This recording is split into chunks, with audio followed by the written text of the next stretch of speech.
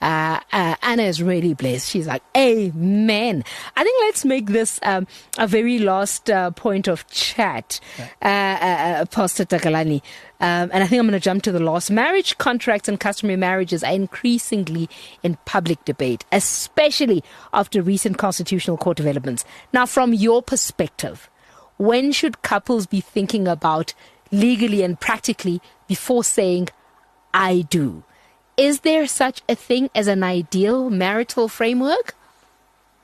Yeah, so this is an issue. I find most of the couples that come to see me for premarital counseling, they've never even thought about what kind of the regime marriage regime they're going to go for. Sure. So I ask them, look, before we even talk about the date, have you decided what marriage regime? I can imagine it's a sensitive question as well. and most of those who are Christian, I counsel both Christian and non-Christians. The Christian ones simply assume that in community of property is godly. So they don't even ask the question. They are walking into it blind. They don't even understand what the implications are. And I always raise this issue. When we discuss the issue of marriage regime, we are not talking about insurance for divorce. Yep. We are talking about insurance for death. Okay. So if a couple approaches the issue of the marriage regime on the basis of when we divorce, they shouldn't be getting married. Sure. They are not ready to get married, at least to that person. So that's not the reason we discuss this. We discuss this because death happens. It does. I was using the example of blended families where you come in with a child into a marriage. You had a child from high school. Girls get pregnant in high school. You have a child already. You get married in your 30s. The child is 10 years or 15 years. And you go in community of property. And you are a professional woman. You have a house. You have cars. You have built assets before your marriage. And you simply go blind into in community of property. Yeah. And you get married, and 2 years later you die. Because we don't have control over that. That's what insurance is for. You die, and your surviving spouse, who is now the step-parent to your child, they want to remarry.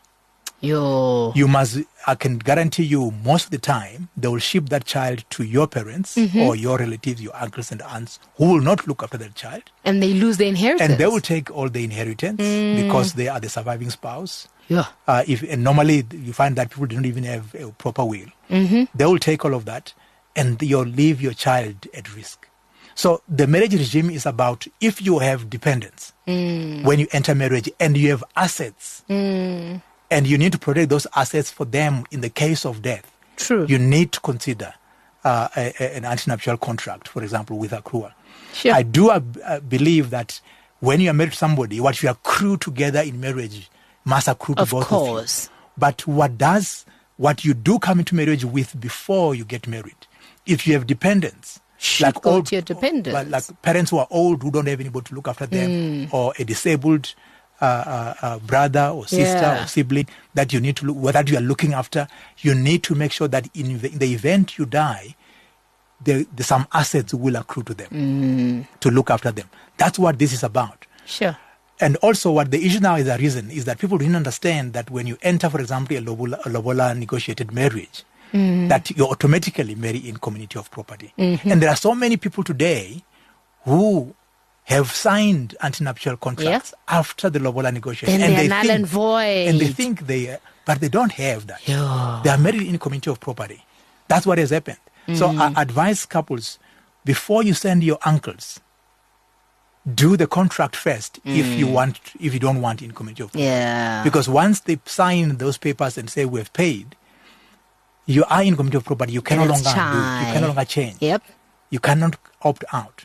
And that's the point that people need to take into account. And I do have appendices in the book where I address various issues, including marriage contracts and what people should be thinking about when they consider that. Listen.